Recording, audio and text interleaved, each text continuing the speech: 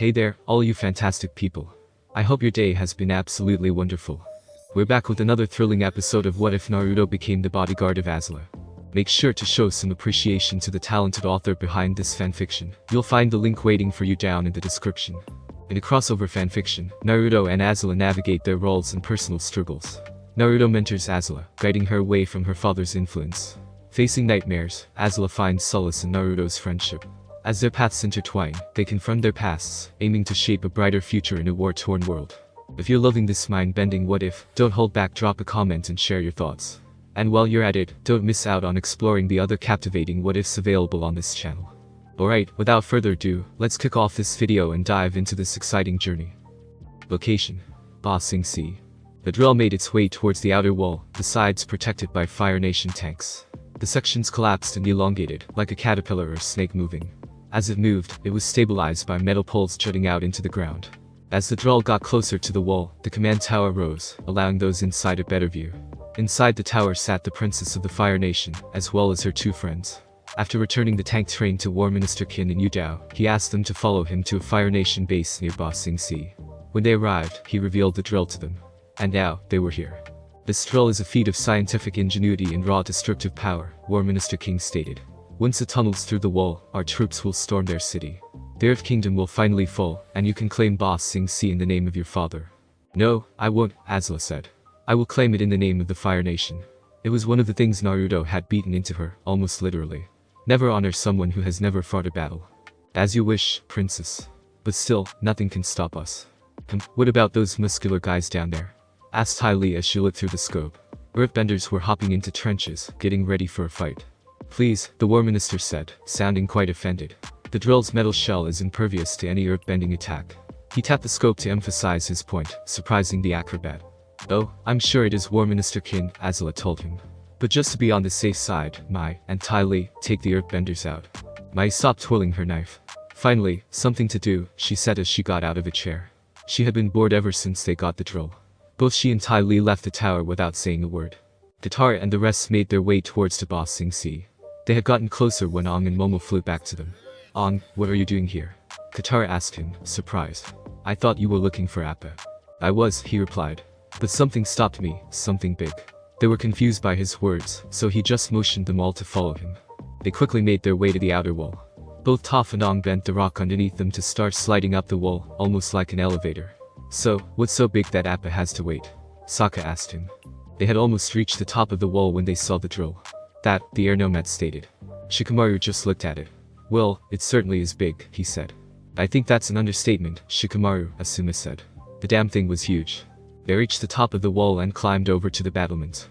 We made it to Ba Sing Se and we're still not safe, Ying said as she held her baby. No one is. Aang had a brief look of thought before a voice spoke out. What are you people doing here? A nearby soldier asked, getting their attention. Civilians aren't allowed on the wall. Aang stepped forward. I'm the Avatar, he announced to them. Take me to whoever's in charge. Well, what do you know? Shui said. Our little monk is actually trying to grow a pair. You should be so proud, she told Katara with a grin. Shui, you shouldn't say stuff like that, Katara told her while blushing. It would imply things that weren't true, at least, not yet. I can say what I want. Speaking of which, she looked at the guards. Hey. If you don't want civilians up here, then you might want to consider getting these people off of it and into the city. She pointed to Ton and his family. We've got a couple here who just became parents. The guards got the point immediately. They escorted the family away from the wall, while everyone else went to the person in charge, who was soon revealed to be a general named Sun. It is an honor to welcome you to the outer wall, young Avatar, he said. But your help is not needed. Not needed? Aang asked, surprised by the man's attitude. He had never been so blatantly refused before. Not needed, the general replied, enunciating both words. I have the situation under control. I assure you the Fire Nation cannot penetrate this wall. He got up from his desk and led them out to look at the drill. Many have tried to break through it, but none have succeeded. I know one way to break through, Shikamaru whispered to Ino. All we have to is to get Choji angry. That's not funny, Shikamaru, she replied. It was always in their best interests to never let Choji get angry. Once he did, there was no stopping him, not without some injuries. What about the Dragon of the West? Toph asked the general. He got in. That had been the only kind of talk in her home when it happened. The general faltered slightly, recognizing the truth of her words. Well, technically yes, he admitted. But he was quickly expunged. Nevertheless, that's why the city's named Ba Sing Se. It's the impenetrable city. They don't call it Na Sing Si. He laughed at his own joke. That means penetrable city, he explained when he realized that no one was laughing with him. Probably should have called the penetrable city, Asuma stated. Excuse me? He asked, unsure of what the foreigner meant. Nothing's impenetrable, Shikamaru clarified. A shinobi knew that lesson quite well. All they had to do was find one way in. That was it. This city is, the general told them, certain of what he said. And so, you are not needed. Thanks for the tour, Toph said. But we still got the drill problem. Not for long, he told her. To stop it, I've sent an elite platoon of earthbenders called the Terror Team. They were some of the best troops the outer wall had to offer. That's a good group name, very catchy, Sokka commented. You know, we really need a good group name, he thought. They watched as the Terror Team moved to attack. They bent the earth to send one of the tanks skyward so they could get through. Ready. Attack. Ordered the team leader. They split off into groups and bent the earth to jut out columns to stop the drill from moving. It didn't work as the sections moved forward, destroying the columns. It showered the team with rocks. After being momentarily distracted, the team bent up shields of stone to avoid a barrage of knives. The knives had been thrown by Mai, who was sliding the side of the drill with Tai Li. The acrobat leapt off the drill and then leapt into the air in a high front flip to avoid a rock line. She landed behind one of the soldiers. After dodging a few of his attacks, she hit points on his body, making him collapse. She flipped over to land in the middle of the rest of the team and taking them effortlessly. Soon enough, she was surrounded by the fallen Terror Team. We're doomed. General Sung wailed after watching the events through her telescope. Thanks for stating the obvious, Shikamaru drawled. Sokka smacked the general on the cheek. Get a hold of yourself, man, he ordered. Now was not the time to panic. You're right, I'm sorry, he apologized while rubbing his cheek. Maybe you'd like the Avatar's help now? Toph asked pointedly. He stood in front of the airbender. Yes please, he said, sounding like a chastised child. Then I suggest you leave and let the actual professionals do their jobs, Asuma told him. Nearby soldiers knew what he meant. They escorted General Sung away. He must have been one of those people who bought his rank instead of earning it, the Konoha shinobi thought in disgust. Good riddance to useless rockhead, Shui said. How much do you want to bet he slept with someone to get his position? Oh, thanks for that, Shui. Ino told her, restraining the urge to gag. Now I've got an image of that general in bed. And that was an image that she didn't want or need. You're welcome. They all looked at the oncoming drill, watching it steadily approach. So the question is, how are we going to stop that thing? Aang asked. Then he and Katara looked at Sokka, making everyone else look at him. He noticed the looks. Why are you looking at me? You're the idea guy, the air nomad told him. Every time they needed a plan, he was the one who came up with it. He scowled at the implications. So I'm the only one who can ever come up with a plan. That's a lot of pressure. And also the complaining guy, Katara added. That part I don't mind, he admitted. It was a good way to get rid of some stress. And they had certainly gotten some stress over the past few months. Ladies, could we focus back on the problem here? She asked. Hey, I'm not a lady. Aang protested. He was a man, not a lady. The problem, little Ms. Arrowhead, she said pointedly, looking at the drill coming towards the outer wall. We need to focus on the problem. So, Mr. Lee and Mr. Umushi is it? A ticket lady asked the two of them as she looked at their passports. The two of them had gotten off the ferry without any problems. Now, they were trying to get into the city itself. It's pronounced Mushi, Iroh corrected her. You telling me how to do my job? She asked with a frown that was on its way to annoyed. Ah, no, he assured her as he walked up to her booth. But may I just say you're like a flower in bloom. Your beauty is intoxicating. He was laying it on thick. The lady was by no means beautiful, but she ate up every word he said. You're pretty easy on the eyes yourself, handsome. She made a meowing sound. Welcome to Boss Sing Si. She stamped the passports. Iroh took the passports and turned back to Zuko, who had a hand over his face. I'm going to forget I saw that, he told his uncle, swiping his passport from his hands. The last thing he wanted to see was his uncle flirting. It just didn't sit right with him. They walked beyond the ticket lady and into the station. Unbeknownst to them, they were being watched. I think Lee would make a good freedom fighter, Jet said as he watched from the line. He's just trying to find his way in the world. Like us. You don't know anything about him, Jet, Smiley warned him. I know he didn't get that scar from a waterbender, he told her with ease. Besides, I thought we were going straight now. We are, and the new freedom fighters could use a guy like Lee. What do you think, Longshot? He asked the ever-silent archer, who just looked at Jet and blinked once. I can respect that, he said. The Terror Team had been moved back onto the wall and into a nearby infirmary.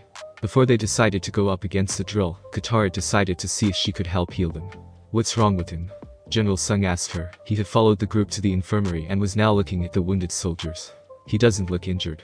His Kai is blocked, Katara told him as she tried to heal the soldier. Who did this to you? She asked him. Two girls ambushed us, he told her. One of them hit with a couple of quick jabs, and suddenly I couldn't earthbend and I could barely move. And then she cartwheeled away. It was that last part that got Katara's attention, which in turn made her realize who the attacker was. Ty Lee, she said, remembering the acrobat. She doesn't look dangerous, but she knows the human body and its weak points. It's like she takes you down from the inside. But where she is, the Fire Nation princess is, Shikamaru said. And where the Fire Nation princess is, Naruto is, Choji finished up, realizing where his friend was going. So, we have an opportunity here, Ino said. If they followed the acrobat back to Azula, they would find Naruto. Indeed we do, Asuma agreed. Ha. What are you guys talking about? I'm really confused here, Shui said with a puzzled expression. Same here, Toph said, raising her hand and waving it slightly. She knew who Naruto was, like she was ever going to forget what happened at Tuzin, but she failed to follow the logic of the shinobi. They're saying that neither Azula nor Naruto know we're here, Sokka explained. And because of that, they have an opportunity. Should they be able to get aboard the drill, they'd have an opportunity to take Naruto. But I see a second opportunity. What's that? Shui asked. She had no idea what they were all talking about. If they can get aboard, Team Asuma could track down Azula and capture her. If they could do that, Ino can get into Azula's mind and extract information on what the Fire Nation is planning, he explained. Then he frowned. The only reason I can think of for them not to explain this one is because they want to focus on Naruto and hope to use us stopping the drill so they can find him. Team Asuma just looked at him. He's good, Ino finally said, impressed by what she heard him say. Yeah, Shikamaru agreed. It's troublesome, but I can see why Naruto thinks he is the most dangerous person in the group. The tribesman had a mind that could match any of the Nara clan, but he wasn't even lazy. Sokka's ego puffed up a little bit while Aang's, Katara's, and Toph's egos deflated. Shui saw their looks. Really, you guys thought you were the most dangerous? She asked them all. Well, kinda, Aang replied. I mean, I am the Avatar. That usually made people either run in fear or bow their heads in respect. There was also attacking on sight, but that was mostly the Fire Nation. So, it didn't really count. She scoffed. You know, the first time I saw your group, I didn't see the Avatar, his bending teachers and Sokka. I saw Bender, she pointed to Aang, Bender, she pointed to Katara, Bender, she pointed at Toph, and on Bender, she pointed to Sokka. In other words, predictable, predictable, predictable, and unpredictable. She pointed again, in the same order. How are we predictable?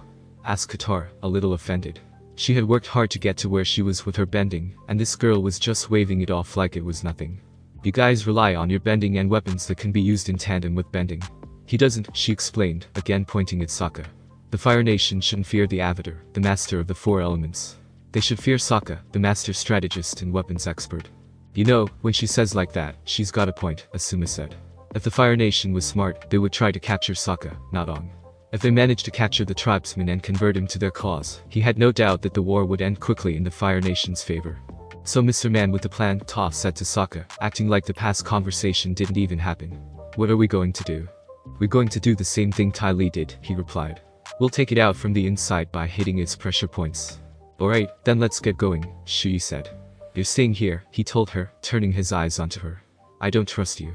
Wow. You give a guy a compliment, and he responds by telling you that you're not trusted. She didn't sound offended, everyone else probably thought she was. I'm sorry Shui. But the truth is we don't know you. She was practically a newcomer. But this would be a perfect chance to prove my abilities to the group. She argued. If she did that, they would be able to accept her more easily. Sokka, you're being paranoid again, Katara told him. By the spears, couldn't he keep it in check for once in his life? Yeah, she's already part of the group, Aang said in support. There's no need for you to be paranoid. The two of you seem to forget that the last time you told me to stop being paranoid, we practically turned a potential massacre inside a Fire Nation colony into a battle that ended in an Earth Kingdom massacre, he said, silencing them. He turned back to Shui and looked her in the eyes. But maybe I am being too paranoid, so I'll rein it in. Does that mean I'm joining you in the drill? She asked, hopeful for the chance to help them. Yes. She grinned, happy that she was accepted. You gotta learn how to trust people, I sure. He frowned. I'm going to ignore that insult. He turned to the rest. We need to get down to the ground. Leave that to me and Aang, Toph said. They were brought down the same way they had come up. The soldiers on the outer wall kept large slabs of rock for just that purpose. Once they made it to the ground, they got into a trench so that the drill couldn't see them. Toph, can you give us some cover? Asuma asked the blind earth bender. Yes, I can. But once I whip some up, you're not going to be able to see. So, stay close to me. She leapt out of the trench and bent a huge dust screen towards the drill. Run. She ordered as they charged into the dust. Ty Lee looked through the scope. Hey, look at that dust cloud. It's so poofy, she said. Poof, she also said, trying to be cute. Don't worry, Princess, War Minister Kin assured her. I'm sure it's nothing. Maybe, but you never took lessons from Naruto, she replied. So, you think it's something else? Mai asked her. She shrugged. We'll have to wait and see. They made their way towards the drill.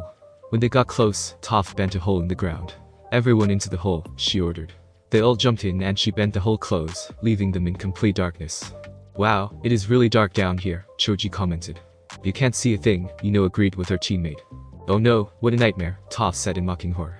Sorry, the two shinobi apologized. They had forgotten that she was blind. Toph bent the hole to form into a tunnel and moved forward. When they came out of the tunnel, they were directly under the drill. There. Sokka said, pointing to an opening in the drill. Hung up onto a bar and hung from his legs. That way his hands were free, for which he helped the others jump into the drill, leaving Toph and Choji outside. Toph, Choji, what are you doing? Sokka asked. There's no way I am going into that metal monster, Toph told him. I can't bend in there. I'll try to slow it down out here. I'm going to help her out, Choji said. 2 hands were better than 1, after all. Okay, good luck, the tribesman told them. Akela, stay here and protect them. Make sure they don't get caught, he ordered the wolf. Akela nodded once. Sokka and Aang disappeared into the machine. Toph bent a large rock column to jut out and hit the drill. It didn't stop the drill as the column was being pushed forward with the drill, making Toph's job harder. Choji helped her out by using his Bubenbaika no Jutsu, partial multi-size technique, to enlarge his arms and hold the column as well. They walked into a room full of pipes and values. I need a plan of this machine, Sokka said. Some schematics of what the inside looks like, then we can find its weak points. Where are we going to get something like that? Aang asked. It's troublesome, but it's obvious, Shikamaru said in reply. Sokka drew his machete and swung at a value. He knocked it off, causing steam to billow out. What are you doing? Aang demanded. Someone's going to hear us. They were trying to destroy the drill, not get caught. That's the point, the tribesman told him, sheathing the weapon. I figure a machine this big needs engineers to run it.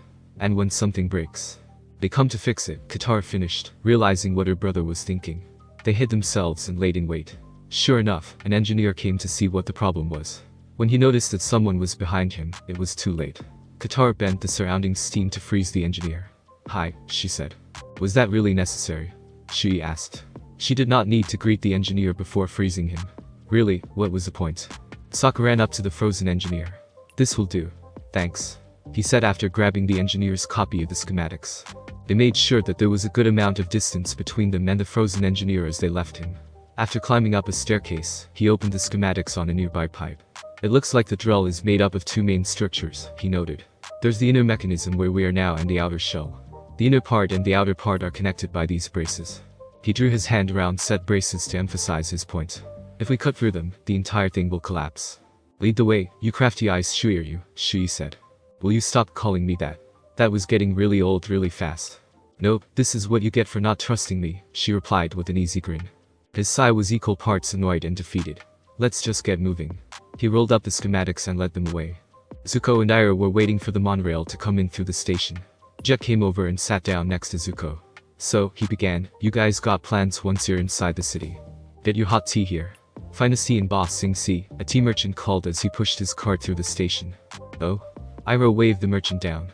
Jasmine please. The merchant poured him a cup and left to find another customer. Iroh took 1 sip of the tea and spat it out in disgust. Coldest tea in Ba Sing Si is more like it. What a disgrace.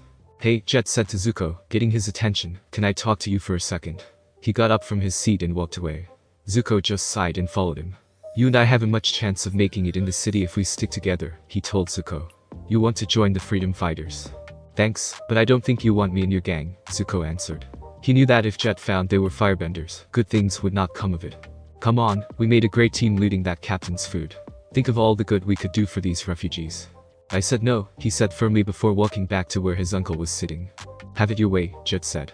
Then he noticed that Iroh was happily drinking steaming tea. His eyes went wide when he realized what that meant. Zuko had reached his uncle when he turned back to look at Jet glaring at them before walking away. He then noticed the same thing Jet did. And I help us. He silently swore. They did not need this right now. Hey. Iroh protested as his nephew slapped the tea out of his hands. What are you doing firebending your tea? He demanded in a hushed whisper. For a wise old man, that was a pretty stupid move. I know you're not supposed to cry over spilled tea, Iroh said before sniffing at the tea. But that's so sad. When they walked out to the outer shell, the first thing they saw was one of the braces. Wow, Sokka said. It looks a lot bigger in person than it does in the plans. We're going to have to work pretty hard to cut through that. What's the sweet stuff? Katara asked him. Aang and I are going to do all the work. Hey, you said that I'm the plan guy, which means you're the cut stuff up with waterbending guys, he told her, using his arms to emphasize his point. It's the team we're Team Avatar. Catchy, she commented. She liked it. Could be a little better, Shikamaru argued. It sounded like they belonged to a shinobi team. Is it any worse than Team Youth? Ino asked her teammate, reminding him of what Guy wanted to originally call his team. They had been told this story by Asuma back in their Genin days. Katara uncorked her pouch and bent the water inside towards Aang, making a cut in the brace. Aang caught the water and bent back to Katara, deepening the cut. They repeated this action, making the cut deeper and deeper. But it was also tiring work. When they were halfway through the brace, they stopped to take a breath. This is taking too long, Ino noted. And this was only the first brace. You got any way of making this faster? She asked. She doesn't. But I do, Asuma said. Katara, Aang, stepped back. He pulled out his chakra blades, trench knives with knuckle duster handles, and began to channel his Futon chakra through them. Hien, flying swallow, he said, slicing through the rest of the brace, the blade cutting through the metal almost like butter. The top part of the cut brace slid down a little bit, making a squealing sound as it did. They waited, but nothing happened. The drill was the same. At this rate, we won't do enough damage before the drill reaches the wall, Katara said as she panted. I don't know how many more of those I have in me, Aang said from the other side of the brace, sitting on his rear. Funny, it didn't seem that hard, Shui said. You're not the one who's bending the water to cut through the brace. You didn't even finish cutting said brace, Arrowhead. Asuma did that, she retorted. Before Aang could reply, they all heard a groaning sound echoing through the drill.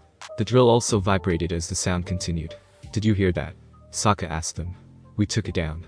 We better get out of here fast. They all ran to the doorway they came through and stopped when they heard a voice over the intercom. Congratulations, crew, War Minister Kin's voice spoke out. The drill has made contact with the wall of Ba Sing Se. Start the countdown to victory. They heard cheers coming from the intercom as they looked at each other. What a drag, Shikamaru said. Is that all you can say at this point, Shikamaru? Asuma asked his student. It's too troublesome to say anything else. Sokka marched right back to the brace and began to push against it. Come on, brace. Budge. He ordered the thing, but it wouldn't move, despite all his efforts. Yeah, that's going to work, Shui said sarcastically. Keep it up, Ice Shuir. Keep it up. Hey, help me push your shut up. This is bad, really bad, Katara said. It had taken them this long to cut one brace. If they tried to cut all of them, the drill would probably get through the wall by the time they were done. Their brother finally stopped pushing the brace and stood against it. We're putting everything we've got into busting these braces, but it's taking too long, he complained. Maybe we don't need to cut all the way through, Aang said, realizing something. Toph has been teaching me that you shouldn't give 100% of your energy into any one strike. Shui, take a fighting stance. She did so. You've got to be quick and accurate. He had her foot behind her own, throwing her off balance. Hit a series of points and break your opponent's stance. He did so, making Shui swing her arms wildly to maintain her balance. And when he's reeling back, deliver the final blow. He hand-chopped her head, making her collapse and fall. His own weight becomes his downfall, literally. Was that for the arrowhead comments earlier? Shui asked from where she fell.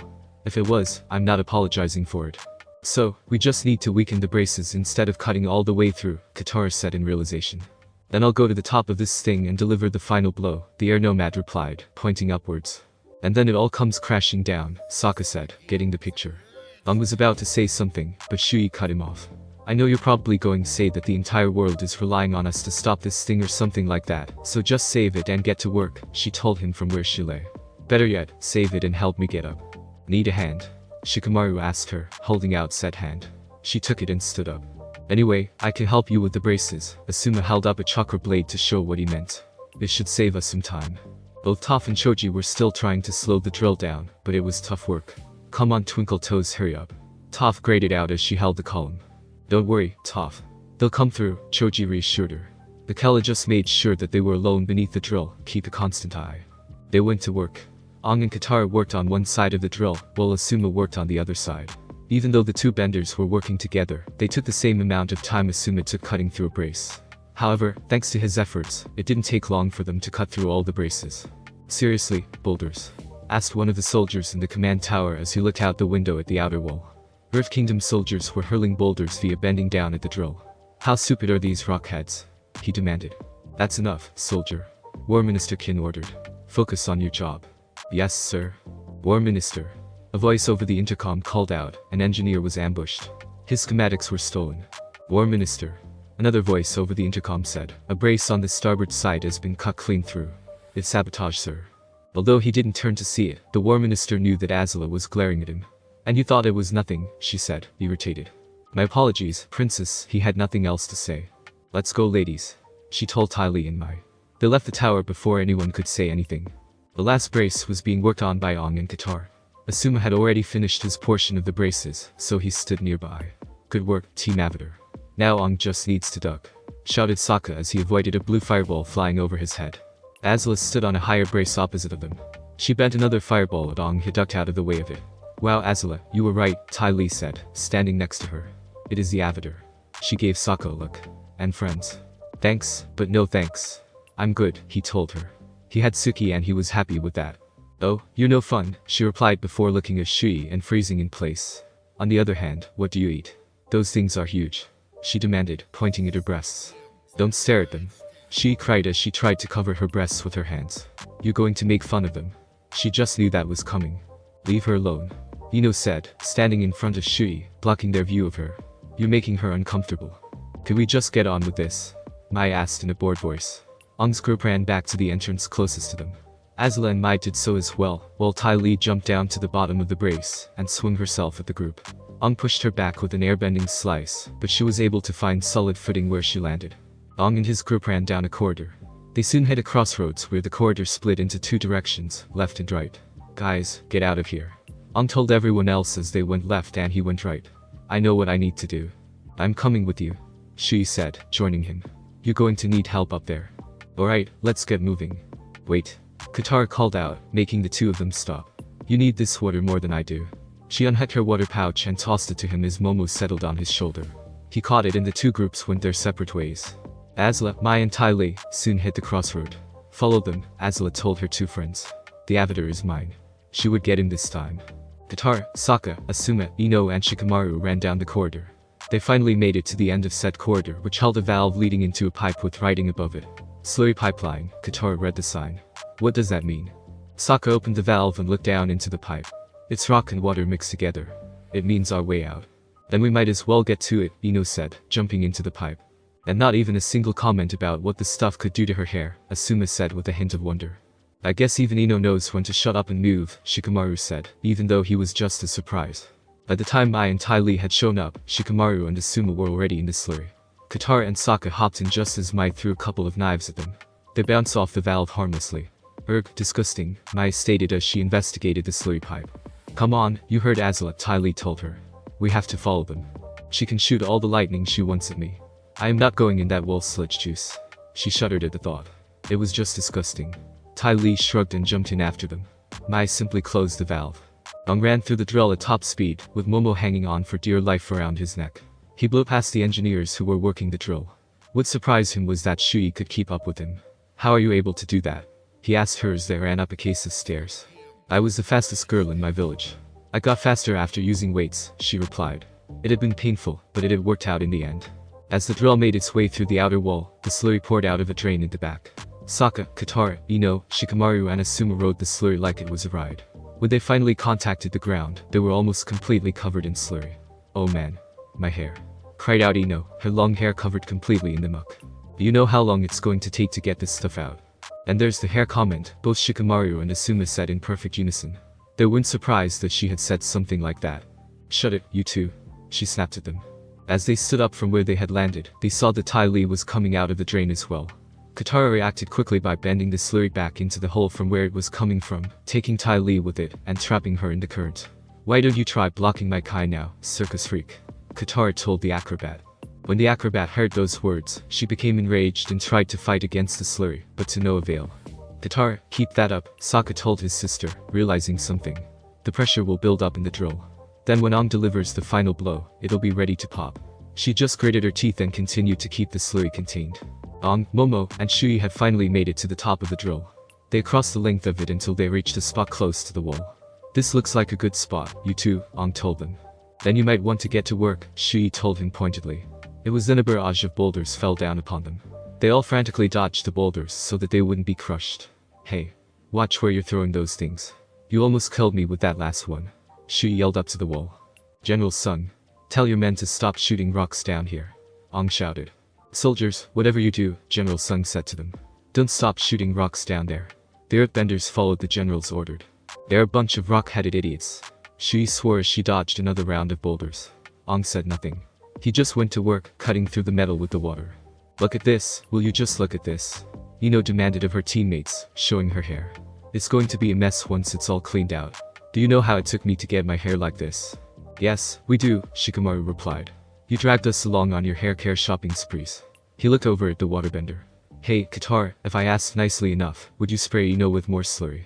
Don't make me hurt you, Shikamaru, Ino warned him. You guys need some help. Toph asked as she, Choji, and Akela arrived. The earthbender had felt their arrival and abandoned the column to join them, the other two joining her. Toph, help me plug up the string, Katar told her. The two benders worked together to send the slurry back further the drain, taking Tai Li with it. It also made the pipes in the drill bulge almost to the point they were about to burst. Slurry had begun to leak from the wall onto the top of the drill. Aang took no notice of that as he was still cutting through the metal hull with the water. The result was an X-shaped cut in the hull. Aang stopped bending the water and panted. What I give to be a metalbender, he said to himself as he bent the water back into the pouch. Aang, we've got company. She called out before dodging a blue fireball, which sailed right past her and towards Aang, who deflected it with airbending. Momo, get out of here, he ordered the winged lemur, doing so. The attacker was none other than Azula. She took a fighting stance and watched the princess of the Fire Nation. The tension was thick between the three people. Shui made the first move by charging directly at Azula. She caught the punch and flipped her over onto her back. Shui didn't just lay on the surface of the drill in a daze. She swung her legs into a kick, trying to knock Azula off her feet. She avoided this by flipping over the downed girl and charging at Aang. She hesitated when another barrage of boulders began to rain down. Aang took advantage of her hesitation by grabbing one of the boulders via airbending and throwing it at her. She dodged the thing by doing the splits. Snapping out of the splits, she sent another blue fireball at Aang, who protected himself by bending the rock rubble around him to form a shield.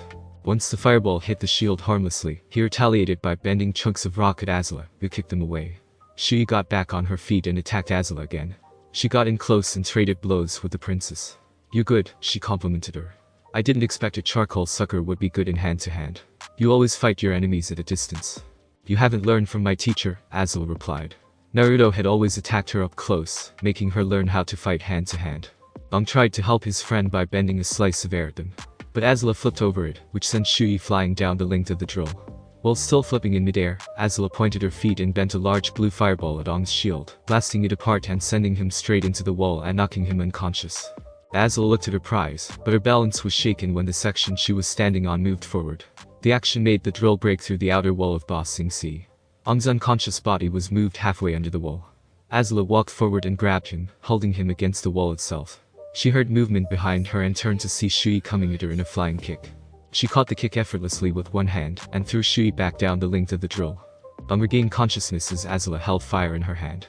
Realizing what she was about to do, he bent the outer wall to cover his right arm into a rock gauntlet. As Azula was about to strike him, he caught her arm and pushed it away. He then grabbed her midsection and pushed her back, sending her skidding across the drill. He took an earthbending stance, and she charged him, blue fire blazing in her hands, giving her additional speed. As they were about to clash, the backed-up slurry burst out of the hole in the wall, surprising Aang and sending him to his knees. It caused Azula to stumble and slide on the slurry. Aang tried to stand up again, but slipped and fell back onto his knee. Looking up, he saw Azula run into him. It sent them slamming into the wall and then sliding down opposite sides of the drill. Azula slid down on her stomach and tried to stop her sliding by planting her feet on the side. Eventually she stopped sliding but also got a little stuck due to the slurry she had on herself. Aang slid backwards down the drill, his rock gauntlet breaking away in the process. He tried to stop himself, but due to him being on his back, he couldn't get a grip. Momo came to his rescue by flying down to him, grabbing the back of his shirt, and lifting him back onto his feet. Swinging his arms wildly, Aang ran back to the side of the drill using airbending. He landed safely on the top of the drill. Thanks Momo, I owe you one, he told the lemur. Shui joined him. You know, you might want to take care of the drill before the charcoal sucker gets back up here, she pointed out. Aang nodded in agreement. He made his way back to the cut in the metal. Now all I need is a... He began to say before a boulder slammed down next to him. Actually, that is what I needed for once. Nice timing, Shui commented as she looked up at the outer wall. She could have sworn she saw one of the soldiers waving down at them. Momo flew off Aang's shoulder as he moved the boulder onto the cut with airbending. He then turned the boulder into a rough shape of nail. Shui, stand behind it, he told the girl. As she did so, he backed up a little and took a runner's starting position. He took off. After taking a few steps, he bent an air scooter to stand on. He ran up the wall, as far as the air scooter could take him. Once the air scooter faded away, he continued running up the wall. When he felt gravity taking hold of him, he turned and with a yell of effort, ran back down the wall, using airbending to full effect. Azula had managed to climb back to the top of the drill in time to see Aang running down the wall. He leapt for the rock nail, and she tried to stop him with a fireball, but she missed. Aang landed on the nail hard, like he intended. He also bent a wide stream of air in front of him, making Azula fly away. The nail had the intended effect. The braces that had been cut through broke apart, allowing the slurry to flood in. The drill sections had slurry explode into the air and leak down the sides. "Here it comes," Toph cried out. She bent the area of earth they were standing on up into a big pillar. Without Katara or Toph stopping the slurry, it flowed freely out of the drain, bringing Ty Lee along with it. Unable to stop herself, she slammed into the pillar. The drill finally stopped moving as the sections broke down, allowing steam to hiss out in large quantities. Aang just stood on top of the nail, once again covered in slurry. As he wiped his face clean, Momo landed on his shoulder and began licking the slurry. "You know, you should be glad that I am not a high-maintenance girl," Shui said. She too was covered in slurry. "Otherwise, I would be complaining right now." "Sorry about that," he apologized. She shrugged. Well, at least the rock had got some of it. She pointed to the top of the wall. The slurry had spread up to the battlements. Although he was small, they could see General Sung had also been covered in slurry. "I'm just bummed they didn't get some." She pointed to the command tower. Even though slurry covered the tower, the windows were still intact, so those inside were safe. "We should meet up with the others," Aang said. "Might as well." They quickly left the top of the drill to get back with the others. Ty Lee sat up and spat out the slurry that was in her mouth, and wiped the slurry from her eyes. Looking around, she saw that the pillars she had run into had disappeared, and the Avatar's friends, including the cute guy from the water tribe, had left already. Hearing a noise, she saw that Azula was sliding down the rear ramp above the slurry drain. She leapt off and landed in front of Ty Lee, splashing more slurry on her. A valve opened to reveal "We lost," she stated. As Ty Lee cleared her face again, she saw Azula was smirking. "No, we didn't," she told them. Go tell War Minister Qin that the primary goal has been accomplished." "What do you mean?" "The drill was destroyed," Ty Lee said. Lesson number 6. The best way to get in silently is to make a loud distraction, she recited. "What does Naruto's lessons have this?" Mai asked. Lesson number 7. If you can't go through, you have 3 other options. Over, under, or around. Realization dawned on her friends. "So that's what the message was about," Ty Lee said. The clone of Naruto had shown up just before the drill had begun its crawl to the wall. It passed a message to Azula that had sounded cryptic to them, until now. The princess of the Fire Nation nodded. They played right into her hands. "Last call for Ba Sing Se," called out the announcer of the monorail. People began to board the cars, wanting to get into the city and away from the war. Jet walked through the station with his freedom fighters behind him. "Jet, relax," Smiley told him. "So, the old guy is into hot tea, big deal." She didn't see what the problem was. He heated it himself. Jet declared, remembering what he saw with a crystal-like clarity. "Those guys are firebenders." Watching Zuko and Iroh board the monorail, they made sure to board as well, just a few cars behind. Meanwhile, Zuko and Iroh boarded the monorail car. They sat down next to a couple who were parents, judging by the infant in the mother's arms. "What a handsome baby," Iroh complimented her, scratching the cloth the sleeping baby was swaddled in. "Thank you," the mother replied, happy to see someone thought so of her newborn. The earthbenders on the end of the monorail began to push on the tracks. The monorail moved out of the station and through the farmland. They stood on the wall, watching the sunset. After getting back into the wall, they managed to get all the slurry muck washed off, a process they were all glad to go through. "Good effort out there, Team Avatar," Sokka said to them all. "Enough with the Team Avatar stuff," Katara replied. "No matter how many times you say it, it's not going to catch on." She was certain of that. "You're wrong about that, Princess," Shui told her. "I already see us as Team Avatar." "Hold on, us?" Sokka asked her, frowning at her. "You're not a member of this team, Shui. I still don't trust you." She was still a stranger in his eyes. "Sokka, she tried to stop Azula from taking me," Aang told him, trying to help her out. "I say she can be trusted. And because you're the Avatar, we should just obey your wishes," the tribesman said with obvious sarcasm. But before Katara could get on his case, he continued. "But I already said I'll try to rein in my paranoia. However, if you show so much of hint of betraying us, you gone," he warned her, looking straight into her eyes. "Then I'll just have to make sure I don't betray you guys," she told him, holding his gaze. At that point, a man stumbled out of a nearby command post. He was wearing nothing but his undergarments. "Hey, you gotta help me." He yelled at the group when he saw Aang and recognized him as the Avatar. "You have to stop him." He moved forward to them, stumbling as he went. Easy there, Asuma told him, catching him before he fell. What happened to you? Someone knocked me unconscious. When I came to, he was putting on my uniform and was about to head for the stairs when he saw that I was awake. He knocked me unconscious again. This time I came to in a closet. I had just gotten out of there, he explained. How long do you think you were unconscious the second time? Ino asked him. I'm not sure, maybe 10-15 minutes. Can you describe the person who took your uniform? Shikamaru asked. They needed all the details. Yeah, he had blonde hair, blue eyes, and I think he had whiskers on his face, he said promptly. Everyone in the group, minus Shui, looked at each other. They knew who that was. Where did he go? Asuma demanded. The guard pointed to where he came from. He was heading to the stairs, I swear. He told them all. They all charged in the direction that was pointed and headed for the stairs. They ran down all the flights of stairs and reached the bottom in almost record time. We've got to look for him. Spread out. Asuma ordered them. They did so, moving away from the staircase entrance to look nearby for the blonde. Unfortunately, their search did not take them long. If we're going to look for a guy in a stolen uniform, that's going to be a little difficult, Shui called out, getting their attention. Why is that? Katara asked. Because I'm looking at said stolen uniform, she answered. They all grouped around her. The stolen uniform was indeed laying there on the ground in front of the wall.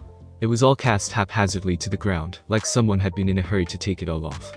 But the implication was clear. The drill was bait, Shikamaru said, realizing what had happened. It was bait for us so Naruto to get into Ba Sing Se.